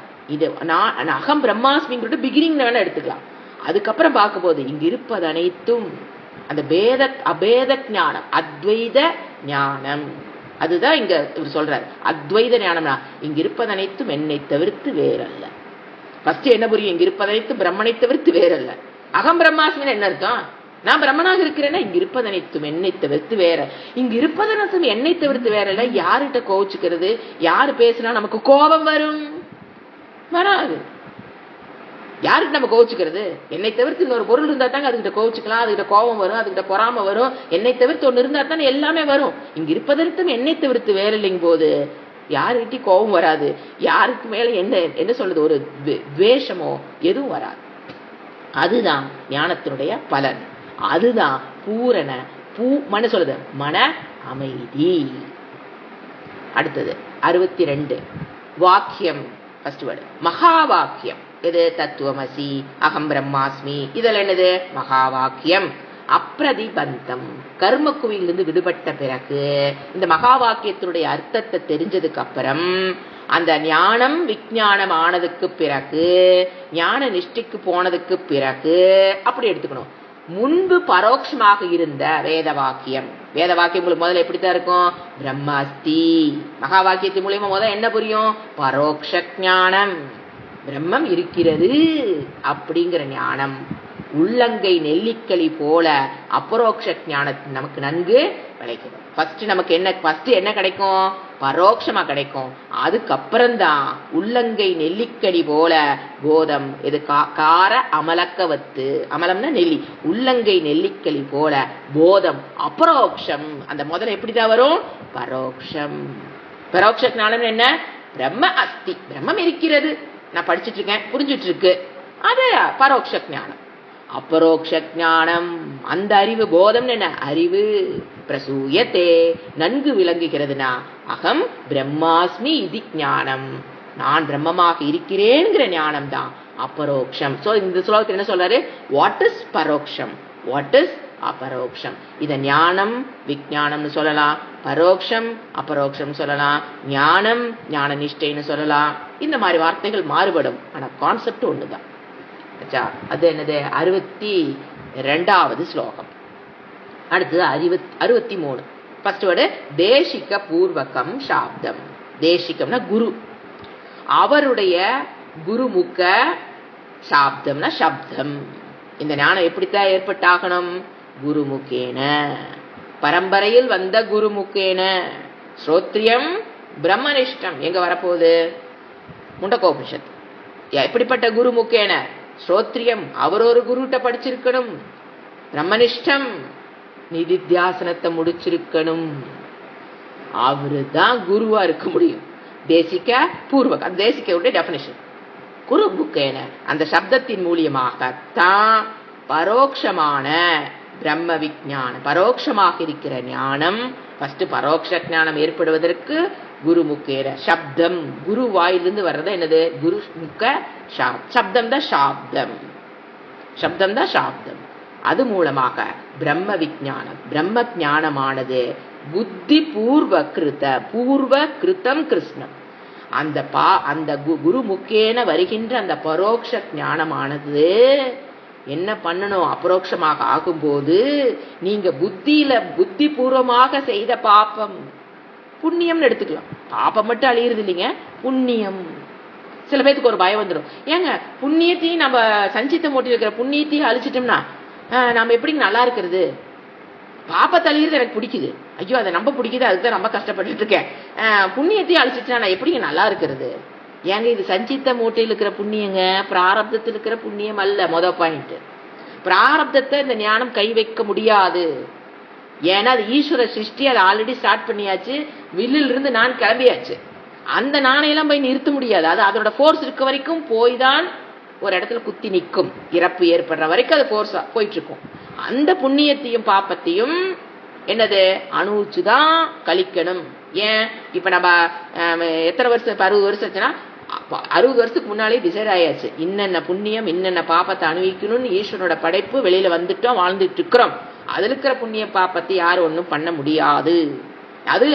அது எரிஞ்சிச்சுன்னு வச்சுக்கோங்க. சப்போஸ் ஞானம் பெற்றோன்ன பிராரப்தத்தில் இருக்கிற புண்ணிய பாப்பமும் எரிந்து விட்டதுன்னு வச்சுக்கோங்க, லைஃப் முடிஞ்சிடும். அப்ப ஞானம் ஏற்பட்ட லைஃப் முடிஞ்சிச்சுன்னா எப்படி குரு கிடைப்பாரு நமக்கு? ஞான நிஷ்டை எங்க இருப்பாரு? ஞானிங்கிற ஆள் நம்ம எங்க போய் பிடிக்கிறது? ஏன்னா அவருடைய புண்ணிய பாப்பம் முடிஞ்சோன்ன அவர் டாட்டா பை பை போயிட்டாருன்னா, நல்ல வேலை பிராரப்தத்தை அனுபவிக்கணும்னு ஒரு கருத்தை இறைவன் உண்டு பண்ணி வச்சிருக்காரு. சோ அந்த புண்ணிய பாபத்தை கை வைக்க முடியாது. சஞ்சித்த மூட்டையில் அதிருஷ்டமாக வெளிப்படாத நான் என்ன சொல்றது, வில்லில் ஏற்றப்படாத நான் அது இல்லையா. இது பிராரத்தங்கிறது வில்லில் ஏற்றப்பட்ட நான், அது போய் அதை ஏத்து விட்டாச்சு, அது போயிட்டு தான் இருக்கும். அது போய் அதோட பிரஷர் இருக்க வரைக்கும் போக அப்புறம் விழுந்துடும். அதையெல்லாம் யாரும் ஒன்றும் பண்ண முடியாது. இது பிகினிங் அண்டர்ஸ்டாண்டிங். இதுல அடுத்த லெவல் அண்டர்ஸ்டாண்டிங் வேற. ஞான நிஷ்டைக்கு போனவனுக்கு பிராரப்தமே கிடையாதுன்னு புரிஞ்சுக்கிறது அடுத்த லெவல். பிகினிங்ல என்ன புரிஞ்சுக்கணும், நீங்க இந்த அளவுக்கு புரிஞ்சுக்கிட்டா போதும். பிராரப்தத்தை ஒன்றும் பண்ண முடியாது, அது அனுபவிச்சுதான் கழிக்கணும் ஆச்சுங்களா. அப்போ இது என்ன பாப்பத்தி, அப்ப எந்த சஞ்சித்த மூட்டையில் இருக்கிற புண்ணியமும் சரி, ஏன்னா புண்ணியம் மட்டும் வச்சுக்கிறனே ஏங்க, சஞ்சித்த மூட்டையில் நான் புண்ணியம் மட்டும் வச்சுக்கிறேனே, பாப்பத்தை மட்டும் அழிச்சா பரவாயில்லையே ஏங்க, இவ்வளவு கஷ்டப்பட்டு நான் புண்ணியம் சேர்த்து வச்சிருப்பேன், எத்தனை தர்மத்துக்கு உட்பட்ட நான் வாழ்க்கை வாழ்ந்து நான் எவ்வளவு கஷ்டப்பட்டிருக்கேன், என் புண்ணியத்தை ஏங்க நான் கொடுக்கணும். அந்த புண்ணியமும் அடுத்த சரீரத்தை கொடுக்கும், அப்படிதானே. அடுத்த சரீரத்தை அந்த புண்ணியம் கொடுத்துதான் ஆகணும், இல்லைன்னு எங்க போகும் அந்த புண்ணியம். அதனாலதான் இறைவன் என்ன பண்றாரு, இறைவன் அழிக்கிறது இல்லை, அது தானாக அந்த ஞானம். இறைவன் சொல்றாரு நான் அழிக்கிறேன்னு சொல்றாரான்னு பாருங்க. சாஸ்திரத்துல நீ இந்த ஞானத்தை பெரு, ஞான நிஷ்டைக்கு வா, நான் உன் புண்ணிய பாப்பத்தை அழிக்கிறேன்னா சொல்றாரு எங்காவது? நோ. இறைவனாக நினைத்தாலும் அதை அழிக்க முடியாது.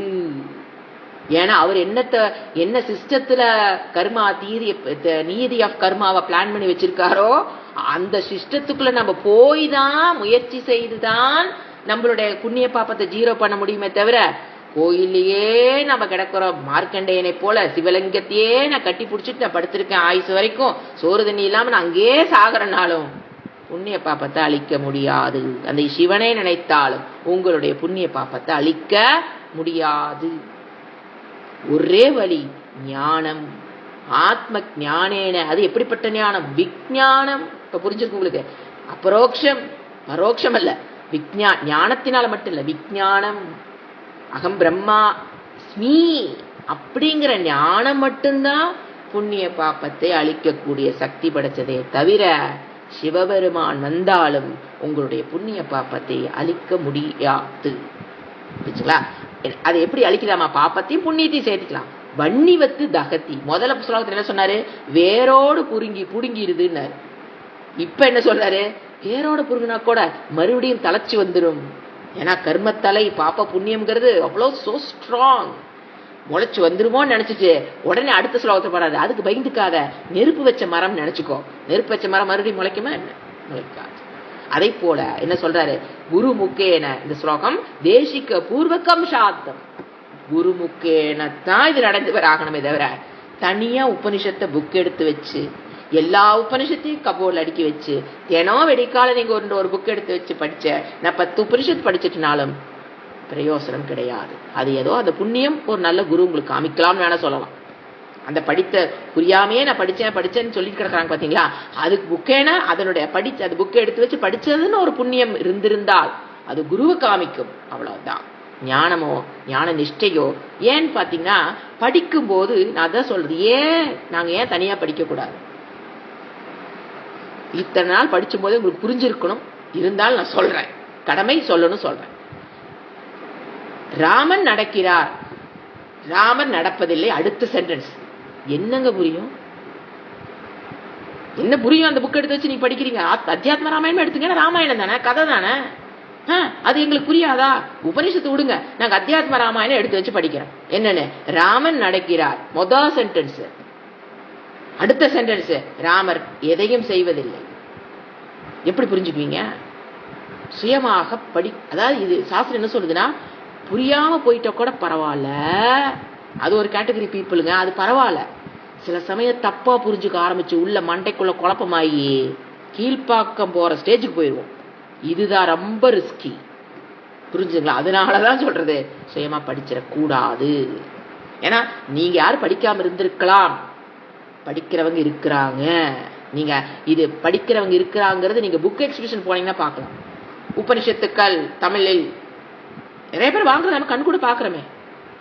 நம்ம போய் அவங்க சொல்லவும் முடியும், நான் கண் கூட பாக்குறேன். புக் எக்ஸிபிஷன் இங்க அந்த அதுக்குன்னு ஒரு கடை இருக்கு பாத்தீங்களா, உபனிஷத்து பத்தி புக் எல்லாம் தமிழ்ல அது எழுதுறாங்க பாருங்க ஆத்தர்ஸ். அவங்கள முதல்ல நீங்க யோசனை பண்ணி பாருங்க. இவங்க புக்கு வந்து கடைக்கு வந்து புக் எக்ஸ்பிரஸ்ல வந்துருச்சு. தமிழில் உபனிஷத்துக்கள் சுயமாக படிக்கலாம்ங்கிற மாதிரி ஒரு புக் எக்ஸ்பிரஸ்ல ஆர்டர் இது வச்சிடறாங்க. மக்கள் போறாங்க, ஐயோ உபனிஷத்தா படிக்கலாங்கிற ஆர்வத்துல வாங்குறாங்கிறது வேற. அந்த உபனிஷத்து புக்கை எழுதினாங்க பாருங்க, நீங்க அவங்கள யோசனை பாருங்க. பக்காவா உபனிஷத்தை படித்து அந்த ஆத்ம நிஷ்டையில் இருப்பவர்கள் புஸ்தகம் எழுதிடுவாங்களா? இதை எல்லாரும் வாங்கி படிங்கன்றுவாரா?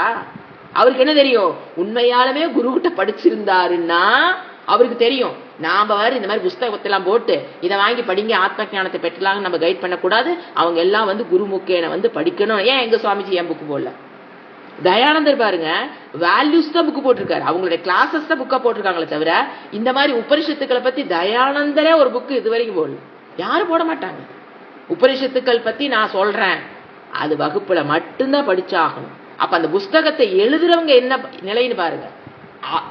இந்த உண்மை தெரிஞ்சவங்க இந்த புஸ்தகம் எழுத மாட்டாங்க. அந்த புஸ்தகத்தை நம்ம எடுத்துருவோமா? இதெல்லாம் தோஷ தர்சனம். இதை தெரியணும் வாழ்க்கையில. இவங்க புக்கை போட்டிருக்காங்க, அதை வேற இத்தனை பேர் வாங்குறாங்க.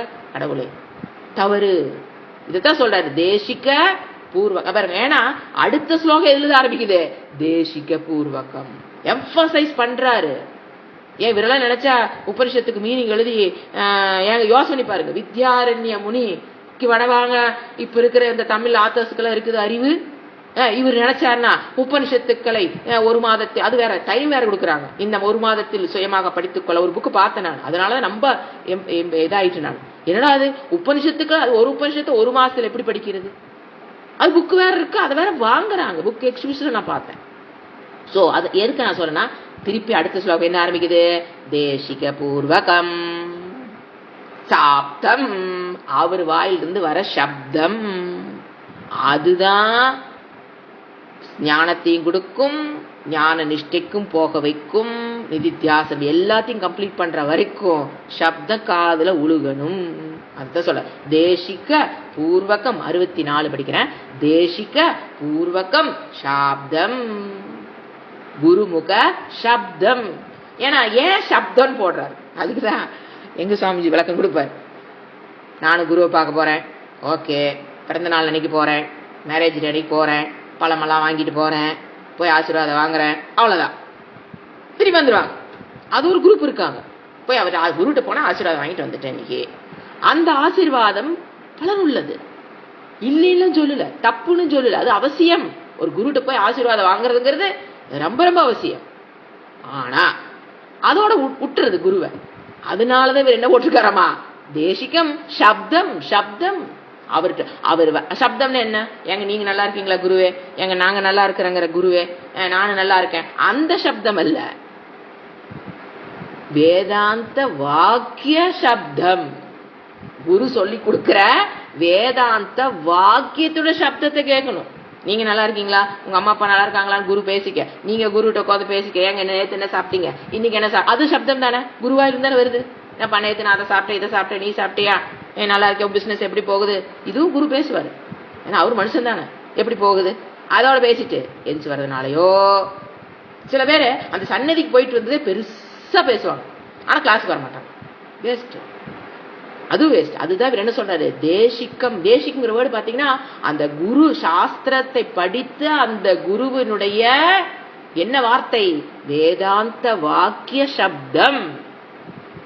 அதுதான் எங்க கூட்டிட்டு போகும், ஞானமோ ஞான நிஷ்டைக்கோ உங்களை அழைத்து செல்லும். அந்த வாசனை அழிவது, பூர்வ ஜென்ம பாப்ப புண்ணியம். அதான் அன்னையிலிருந்து சொன்னேன், இறைவன் இந்த ஞானத்தை பெறுவதற்கு எது சமித்பாணி எங்க யார்கிட்ட போக சொன்னாரு, குரு கிட்ட போறதான் சொன்னாரே தவிர எங்கிட்டவான்னு எந்த தேவதைகளும் சொல்லவில்லை, ஈஸ்வரனே சொல்லல. என்னன்னு ராமர் சொன்னாரா, எங்கிட்ட வாங்க நான் உங்களுக்கு ஞானத்தை தரேன்னு சொன்னாரா?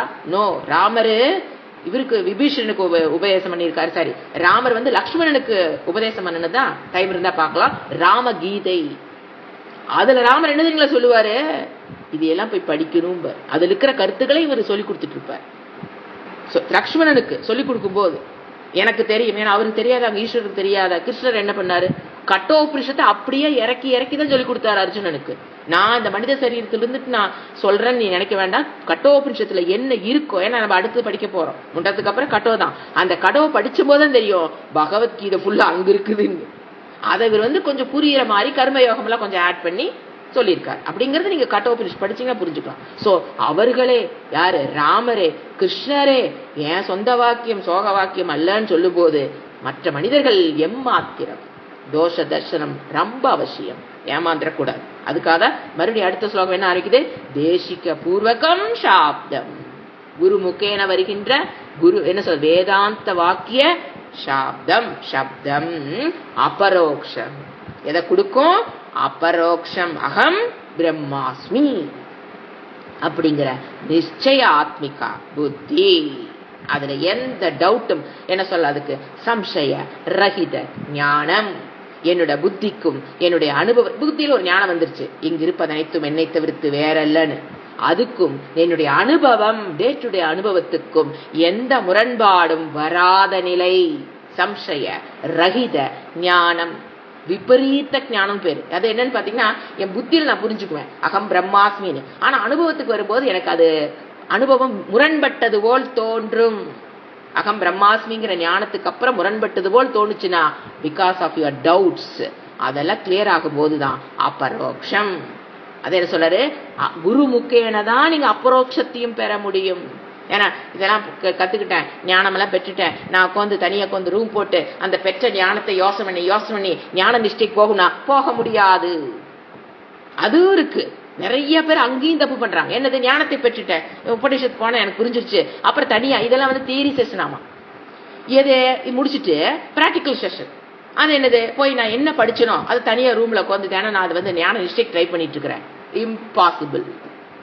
ஞானத்திலிருந்து ஞான நிஷ்டைக்கு கூட்டிட்டு போறக்கும் குரு வேணும். இம்பாசிபிள். தனியா உட்காந்து ரூம் போட்டு யோசனை பண்றேன். எது? படிச்சதுதானே நானும் சிந்திக்கிறேன். நிதித்தியாசனம் என்னங்க? அவங்க போய் பேசும்போது பாருங்க, நிதித்தியாசனம் என்ன படிச்சோமோ அதை நாங்க சிந்திக்கணும். சிந்திச்சுதான் இருக்கிறேன். எப்படிங்க? நான் ரூம் போட்டு தனியா உட்காந்து இன்னைக்கு வந்து முண்டகோபனிஷத்துல சிந்தித்தே, இன்னைக்கு கேனோபனிஷத்தை சிந்தித்தே, இன்னைக்கு என்ன பண்ணீங்க? கட்டோபனிஷத் சிந்தித்தே. கஷ்டம். அவங்களெல்லாம் ஒண்ணுமே பண்ண முடியாது. ஏன்னா இவ்வளவு தூரம் வந்துட்டு இந்த இடத்துல ஸ்லிப் ஆகிறாங்க பாருங்க. கட்டசி இடத்துல ஸ்லிப் ஆயிடுவாங்க. ஏன்னா எனக்கு தெரிஞ்சு போச்சு. ஆனா எனக்கு அவங்க என்ன நினைச்சுக்கிறாங்க? என்ன புரிஞ்சு போச்சு. என்னோட அகம் பிரம்மாஸ்மி, அது சைத்தன்யம், அதுதான் இங்க இருக்குது, என்னோட மனதில் ரிஃப்ளெக்ட் ஆகுது, அதனால எல்லாம் புரிஞ்சிருக்கும். ஆனா எனக்கு அந்த அனுபவத்துக்கு வல்லின்னு என்ன பண்ணிடுறாங்க? ஓ, அது அனுபவத்துக்கு வரணுமா? அப்ப என்ன பண்ணு? ஒரு தியானத்தை போடு, அந்த அனுபவம் கிடைக்குமா? அகம் பிரம்மாஸ்மி is not experience, it is a fact. புரிந்து கொள்ளப்பட வேண்டிய fact. It is not an experience. ஏன்னா எந்த ஒரு அனுபவம்னு நீங்க சொல்லிட்டீங்கன்னா உங்களை தவிர்த்தது வேறானதாகத்தான் இருக்க முடியும். நான் ஒரு கடவுளை பார்த்தேன், உங்களை தவிர்த்து வேறாதானே பாக்குறீங்க. துவைதம், நான் வேறு இறைவன் வேறு. இறைவனை நான் எப்படி பார்த்துட்டேன்? அறிவடு பொருளாக நான் கனவில் கண்டேன். அது மோட்சமாங்க? வாய்ப்பு கண்டுபிடிக்க தெரியணும். தோஷ தர்சனம். ஏன்னா என்னை தவிர்த்து வேறாக தேவதையை பார்த்தேன்னா அது துவைதம். சாஸ்திரம் என்ன சொல்லுது? அத்வைத ஞானம். நான் அந்த பிரம்மனாக இருக்கிறேன். நான் இந்த எண்ணில் மையேவ சகலம் ஜாத்தம். மையேவ சகலம் ஜாத்தம் என்னது? என்னிடமிருந்து சகலம் ஜாத்தம். உபனிஷத்தோட வாக்கியம். மையேவ சகலம் ஜாத்தம். மையேவ ஸ்திதி. என்னிடம் தான் அது ஸ்திதியா இருக்குது. என்னிடம் தான் அது பிரளீயத்தை நாளைக்கு ஒடுங்க போகிறது. என்னிடத்தில் ஒடுங்க போகிறது. இத புரிஞ்சுக்கிறதா அபரோக்ஷ ஞானம். அடுத்த வேர்டு ஆத்ம விஞ்ஞானம். ஆத்ம ஞானத்தை புரிஞ்சுங்களா? விஞ்ஞானம் போட்டாரா? அபரோக்ஷத்துக்கு இன்னொரு வேர்டு ஆத்மா விஞ்ஞானம். ஞானம் என்னவாகணும்? விஞ்ஞானம். அந்த ஞானம் என்ன பண்ணுமாமா? எதுக்குங்க இதெல்லாம்? சம்சார காரணம் தமசக. சம்சார துக்கத்திற்கு காரணமான தமஸ், இருட்டு, அஞ்ஞானம் என்னங்க பண்ணுது? அகம் பிரம்மாஸ்மி இது ஞானம். ஞானம் என்ன பண்ணுது? அஞ்ஞானத்தை அழிச்சிருது. ரூம்ல லைட் போடுறீங்க, என்ன போகுது? தானா போயிடும், இருட்டு. அவ்வளவுதான். லைட் போட்டீங்கன்னா அது ஞானம். நீங்க வந்து இருட்டை பிடிச்சி தள்ளுறது இல்லை. நீங்க பாருங்க, ரூமுக்குள்ள வந்தன இருட்டு எல்லாம் பிடிச்சி தள்ளி அப்புறமா அவங்க வெளிச்சத்தை கொண்டு வரீங்க. யோசனை பாருங்க. வெளிச்சம் வந்தா இருட்டு ஓடி போயிடும். தானா ஓட வேண்டிய விஷயம். நாம போய் இருட்டை பிடிச்சிட்டு அஞ்ஞானத்தை பிடிச்சி தள்ளு தள்ளு தள்ளுன்னு தள்ளுறது இல்லை. அதே போலவே அந்த இருட்டு எங்கேயும் இருந்தது? அந்த ரூம்லயே தான் இருந்தது. அந்த வெளிச்சம் வெளியிலிருந்து வந்தது. அவ்வளவுதான். இதான வித்தியாசம். இருட்டுங்கிறது தானா எல்லா பக்கம் இருக்குது. வெளிச்சம்ங்கிறது எங்கிருந்து வரணும்? வெளியிலிருந்து வருது. கரண்ட் சுவிட்ச் போடுறீங்க, அது மூலியமா என்ன போகுது? இருட்டு போகுது. அந்த இருட்டுக என்ன பண்ணிருச்சு? அந்த ரூம்ல இருக்கிற பொருளை மறைச்சிருச்சு. அந்த வெளிச்சம் வந்தானே ரூம்ல இருக்கிற பொருளை நல்லா தெரியுது. அவ்வளவுதான் ஞானத்துக்கு. அஜ்ஞானம்ங்கிறது அதனாலதான் தமசகங்கிறது இருட்டு. இருட்டுன்னு ஏன் சொல்றேன்னா, இருட்டுன்னு ஒண்ணு நம்ம இருக்கிற இடம் இருட்டு. நமக்கு தேவை ஒரு வெளிச்சம். வெளிச்சம் வந்துருச்சுன்னா இருட்டு தானா போயிடும். அதுதான் என்ன சொல்ற தமசக. சம்சாரம்ங்கிறது ஒரு இருட்டு, நம்மளை புடிச்சு வச்சிருக்கிற ஒரு இருட்டு, அஜ்ஞானம். அது அதான் சம்சார துக்கத்திற்கு காரணம். ஒரு இருட்டு ரூம்ல போய் அது தெரியாம போய் விழுந்த, இது தெரியாம போய் விழுந்த, கால் ஒடிச்சுக்கிறது, கை ஒடிச்சுக்கிறது எல்லாம் இருட்டில் நடக்கிறது. வாழ்க்கையில் இது துக்கம், அது துக்கம், இங்க விழுந்த, அங்கு விழுந்த, கால் ஒடிஞ்ச, இருட்டுக்கு ரூம்குள்ள நீங்க ஓடிட்டு இருக்கிறீங்கன்னு நினைச்சு பாருங்க. அதுதான் வாழ்க்கை. ஒரு மனிதனும் வாழ்ந்து கொண்டு இருக்கிறோம். இருட்டு ரூம்ல போய் அங்க முட்டிக்கிறது, இங்க முட்டிக்கிறது, உழுகிறது, கால் ஒடிக்கிறது, எந்திரிக்கிறது, ஐயோ கத்துறது எல்லாம் இருட்டு ரூம்ல நடக்கும். இருட்டு இருக்க வரைக்கும் விழுந்துட்டு தான் இருப்போம். நீங்க கோடி கோடியாக பணம் சம்பாதிச்சு வச்சிருந்தாலும், எத்தனை உறவுகள் சேர்த்து வச்சிருந்தாலும், ஐ ஆம் இன் த டார்க் ரூம், அதில் இருக்கிற வரைக்கும் துக்கம் தவிர்க்க முடியாது. சுவிட்ச போட்டோம்னா எல்லாம் எங்க இருக்குன்னு தெரியும். எங்கேயும் விழுக வேண்டாம். ஆனந்தமான வாழ்க்கையை வாழ்ந்துட்டு போலாம். இந்த சுவிட்ச் ஞானம், லைட்டு தான் என்னது? ஞானம். ஆச்சுங்களா? குரு முக்கேன அபரோக்ஷ ஞானம் கிடைச்சதுக்கு அப்புறம் சம்சாரம் அப்புறம் தான் வெறும் ஞானத்தின் மூலியமாக, பிரம்ம அஸ்தீதி ஞானத்தின் மூலியமாக நீங்க துக்கத்திலிருந்து விடுபட முடியாது. அதையும் புரிஞ்சுக்கணும் இந்த ஸ்லோகத்துல. வெறும் ஞானம், அகம் பிரம்ம அஸ்தி, இது ஞானம், அது கிடைக்குதவாது. அதுல இருந்து நீங்க என்ன, அகம் பிரம்மாஸ்மி இது ஞானம். அபரோக்ஷ ஞானேனதான் சம்சார துக்கத்திலிருந்து அந்த அஜ்ஞானங்கிறது அப்பதான் போகும். அப்பதான் சூரியனை இருட்டு போக்கும். அது சந்த பாஸ்கரனா சூரியனை போ, அதுதான் டியூப்லைட் சொன்ன, சூரியனை போல் அந்த ஞானம் இருக்கிறதுன்னு என்னது? அஜ்ஞானத்தை அடிச்சு அதை துரத்தீரும். ரூம் விட்டு இருட்டு போயிருச்சு, அப்போ நமக்கு தெளிவு. இதத்தான் சொல்றாரு. சோ திருப்பி இந்த 64ஆம் ஸ்லோகம், குரு முக்கேன அந்த சப்த மூலமாக அபரோக்ஷ ஞானம், அகம் பிரம்மாஸ்மி, அதுல நிச்சயாத்மிகா ஞானம், டவுட்டே கிடையாது. எஸ், அகம் பிரம்மாஸ்மி மையேவ ஜகலம் ஜாத்தம், எஸ், அந்த உறுதி என்ன பண்ணும்? அதுதான் சம்சார துக்கத்திற்கு காரணம். நான் இப்ப துக்கப்படுறேன்னா இருட்டில் இருந்துகிட்டா அங்க போய் இங்க போய் இடிச்சு உளுந்துதான் ஆகணும், வேற வழி கிடையாது. கோடி ரூபாய் கையில வச்சுக்கிட்டு நீங்க இருட்டு ரூம்ல சுத்திட்டு இருந்தாலும் கீழே தான் விழுகணும். அந்த கோடி உங்களை விட்டு கீழே தான் விழுக போகுது. இது தெரிஞ்சுக்குங்க. இருட்டு, இருட்டில் தான் வாழ்க்கை. அப்போ இந்த ஒரு லைட் எது? சூரியனை போல. ஏன் சூரியன்? அங்க இருட்டு என்பது அங்க கிடையாது. ஏன் சந்திரன் ஏன் போடல? திங்க் பண்ணி பாருங்க. ஏன் நட்சத்திரம் போடல? சூரியனில் தான். நட்சத்திரத்துல இருட்டு கிடையாது. ஆனா சூரியன் ஏன் போடுறாங்கன்னா, சூரியனை போல அது மறுபடியும் என்ன? சூரியன்கிறது என்ன? எப்பவுமே ஞானத்தோடு இருப்பது. அதுதான் அந்த சூரியன். அங்கு இருட்டு என்பது சூரியனில் கிடையாது. அதனாலதான் சூரியன் வந்த ஞானத்தில் என்ன கிடையாது? இருட்டு என்பது கிடையாது, அஜ்ஞானம் என்பது கிடையாது. எது? ஆத்ம ஞானத்தை பெற்றதுக்கு அப்புறம் நம்ம மறுபடியும் போய் என்ன மாட்ட மாட்டோம்? இருட்டில் போய் விழ வேண்டிய வேலை இல்லை. அடுத்தது 65வது ஸ்லோகம் முடிக்கிறார். இத்தம் தத்துவ விவேகம். இந்த மாதிரி இத்தம், இந்த மாதிரி தத்துவ விவேகம். இவ்வளவு நம்ம என்ன பண்ணோம்? தத்துவ பஞ்சதசி ஆரம்பிச்ச காலத்திலிருந்து முதல்ல இது வரைக்கும் என்ன பண்ணணுமோ அதுக்கு பேர் என்னது? தத்துவ விவேகம். இந்த உண்மையை பற்றிய அறிவு, சத்தியம் ஞானம் அனந்தம்ங்கிறத பற்றிய அறிவு, என்னை பற்றிய அறிவு, நான் இங்க இருக்கிறத பற்றிய அறிவு, பரோட்ச ஞானம் என்ன, அபரோக்ஷ ஞானம்னா என்ன, சிரவணம்னா என்ன, மனநம்னா என்ன, ஒரு வார்த்தை விளக்கிட்டே வந்தார் பாத்தீங்களா? முதல்ல இருந்து சம்வித்துன்னு ஆரம்பிச்சாரு. சத்து, அப்புறம் சித்து, ஃபர்ஸ்ட் சித்து ஆரம்பிச்சாரு, அப்புறம் சத்து, அப்புறம் ஆனந்தத்தை பத்தி விளக்குனாரு. அப்படியே சத்து சித்து ஆனந்தத்தை முடிஞ்சதுக்கு அப்புறம் அதை அந்த ஞானத்தை பெறுவதற்கு சிரவணம் மனனம் நிதித்தியாசனம். நிதித்தியாசனத்தினோட பலன் சொல்லும் போதுதான் அது என்ன சொல்றது? தியான ரூப நிதித்தியாசனம் என்ன, ஞான அஷ்டாங்க யோகத்தில் இருக்கிற நிதி சமாதின என்ன, ஞான யோகத்தில் இருக்கிற நிதித்தியாசன சமாதின என்ன, அதனுடைய பலனல்ல என்ன, இத்தனையும் இந்த உண்மையை பற்றிய அறிவு. வித்யாய அதை புரிந்து. எப்படி? விதிவத்து. மறுபடியும் ஒரு வேர்டு போடுறார். புரிந்துன்னு போட்டு அவரால் இன்னும் அடக்க முடியல. விதிவத்து. ஏன் வித்யாய போட்டு போயிருக்கலாம்ல. விதிவத்துன்னு என்ன? சமித்பாணி சகதம் குருமுக்கேன அபிகச்சேத்து போய் சேவா. You must get the qualification of the mind first. அது விதிவத்து. You must get the qualification of the mind. Then only you can study சாஸ்திரம். குருமுக்கேன, அப்புறம் ஞானம், அப்புறம் ஞான நிஷ்டை. அதுக்கு என்ன? ஃபர்ஸ்ட் எங்க? கர்மயோகம், உபாசனா, இதெல்லாம் indirect means to get knowledge. அது அவசியம். தானம், தர்மம், சேவா, இதுல பார்த்தோம் இல்லைங்களா? பஞ்சதசியில எத்தனை குவாலிஃபிகேஷன் சொல்றாரு அவரு. அதெல்லாம் அடைஞ்சு அதை விதிவத்து. You must get the qualification first. Then you must reach a guru. விவேகம் வைராகியத்தை பெற்றுட்டு தான் எங்க போகணும்? குரு. இந்த காலத்துல அது நாட் பாசிபிள். அந்த காலத்துல அவங்க தான் யார்கிட்ட வருவாங்க? குரு கிட்ட வருவாங்க. விவேகத்தை பெற்று வைராகியத்தை பெற்றவர்கள் குரு முக்கேன சாஸ்திரத்தை படிக்கும் போது ஞானம், ஞான நிஷ்டை, அத விதிவத்து.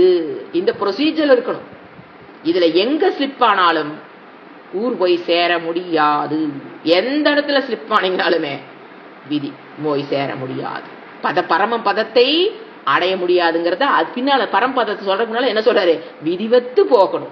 ஒரு ஒரு காம்படிட்டன்ட் குரு, ஒரு பர்டிகுலர் டைம் டெடிகேஷன், அது அடையிற வரைக்கும் அதில் இருக்கிற ஒரு ஏகாக்கிரத சித்தம், அதில் இருக்கிற ஒரு ஸ்ரத்தை, பக்தி, ஸ்ரத்தை எல்லாமே விதிவத்து. அது எல்லாமே உள்ள அந்த வேர்டுக்குள்ள நீங்க விதிவத்துன்னு எடுத்தீங்கன்னாவே ஃபுல் சாஸ்திரத்தை கவர் பண்ணி ஆகணும். அந்த அளவுக்கு அது லோடட் வேர்டு. எந்தெந்த இடத்துல விதி அது எல்லாத்தையும் போனோம்னா மனசக சமாதாய, மனதை அதில் நிறுத்தி. மனதை நிறுத்துதல், சமாதின சொன்ன மன சமாதாய, சமாதானம். மனதை அதில் நிறுத்தி ஓடிக்கொண்டிருக்கின்ற மனதை தாரணம் பிடிக்கணும். பிடிச்ச மனதை தியானம், அந்த விஷயத்தை திருப்பி திருப்பி நினைக்கணும். ஏன்னா இது அஷ்டாங்க யோகத்தினுடைய பதஞ்சலியுடைய வார்த்தைகள். தாரணம், தாரணம், தியானம், அப்புறம் தான் சமாதானம் பாரு. ஏன்னா இந்த வேர்டு வந்துருச்சுங்க, விளக்கிட்டே நம்ம போலாம். ஃபர்ஸ்ட் தாரணம், அதுக்கப்புறம் தான் தியானம், அதுக்கப்புறம் தான் சமாதானம் பாரு. அதாவது வெளியில போயிட்டு இருக்கிற மனதை பிடிச்சி இழுக்கிறது தாரணம். அதை கொண்டாந்து ஒரு இடத்துல வைக்கிறது, அது திருப்பி ஓடும், திருப்பி கொண்டாந்து வைக்கிறது, அதுக்கு பேர் தான் தியானம். இப்படி ஓடி ஓடி வந்தத ஓடாம அது ஒரு இடத்துல நின்னுச்சுன்னா சமாதானம். அதுதான் அதேதான் இங்கேயும் மன சமாதானம். எதுல? அகம் பிரம்மாஸ்மிங்கிற ஏக்க விருத்தியில. அங்க தியானத்தில் என்னது? ஓம் நம சிவாய, ஓம் நம சிவ. அதில் தாரணம், தியானம், சமாதானம் வேற. அதே ஞான மார்க்கத்துக்கு வந்துட்டீங்கன்னா தாரணம், நான் வேற, இந்த உலகம் வேற, தாரணம். அப்புறம் என்ன பண்ணுவோம்? தியானம், அந்த மனசை பிடிச்சு கொண்டாந்து உட்கார வச்சு வகுப்புகளை கேட்டு தியானம், திருப்பி வெளியில போகும், திருப்பி கொண்டாந்து உட்கார வச்சு மனதில் இருக்கிற வாசனை போற வரைக்கும் என்ன பண்ணிட்டு இருப்போம்? தியானம். அகம் பிரம்மாஸ்மி போகும், திருப்பி பிடிச்சு வைப்பீங்க, திருப்பி போகும், திருப்பி பிடிச்சு வைப்பீங்க. அதுதான் தியானம். சமாதானம் அகம் பிரம்மாஸ்மிங்கிற ஒரு எண்ணத்தில் பிரவாகம், என்ன ஓட்டம், அதில் ஓடிக்கொண்டிருப்பது. I am not disturbed by anything, anybody in this world. அதுதான் என்னது? சமாதானம். ஏன்னா அஷ்டாங்க யோகத்தையும் ஞான யோகத்தையும் தெளிவா பிரித்து புரிந்து கொண்டு விட்டோம் என்றால் நோ கன்ஃபியூஷன். அதன் மூலியமாக என்ன நடக்கிறாரு? விகலித சம்ஸ்கிருதி பந்தக, துக்கத்தில் இருந்து விடுதலை. இவ்வளவு கஷ்டப்பட்டு எதுக்குங்க வகுப்புகள் கேட்கணும்? துக்கத்திலிருந்து விடுதல். ஜீவன் என்ன சொல்றாரு? முக்தி பிராப்னோதி பரம்பதம். இறந்ததுக்கு அப்புறம் விதேக முக்தி சொல்ற. ஆஃப்டர் டெத் பரம்பதம், மேலான பதம், மோக்ஷம், நரக, சிராத் உடனே அடைகிறான். எப்ப அவன் ஜீவன் முக்தி அடைஞ்சிட்டான் அப்பவே எங்க வந்துட்டான்? விதேக முக்தி. ஆனா அது எதுக்கு அப்புறம் தான் தெரியும் அவனுக்கு. இறந்ததுக்கு அப்புறம் அங்கு பிறப்பு என்பது அவனுக்கு இல்லை. பிராப்னோதி அடைகிறான். மனிதன் மேலான பதம் மோக்ஷம் எந்த ஒரு தாமதமும் இல்லாமல் அடைகிறான்.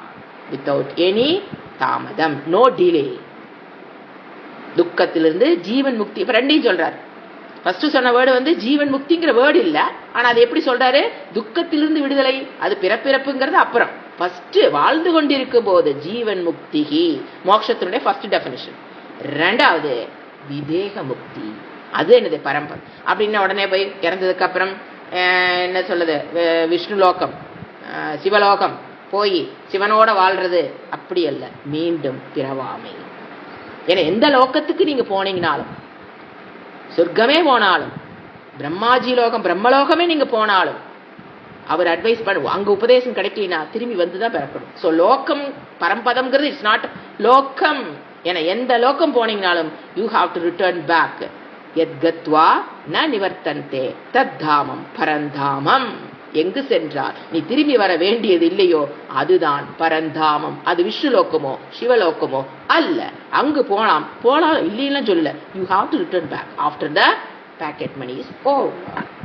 பணம் தீர்ந்ததுக்கு அப்புறம் திரும்பி வர புண்ணியம் போனது, பேக்கெட் இருக்கிற பணம் தீர்ந்து போன என்ன அர்த்தம்? புண்ணியம் தீர்ந்ததுக்கு அப்புறம் you have to return back this world. Okay.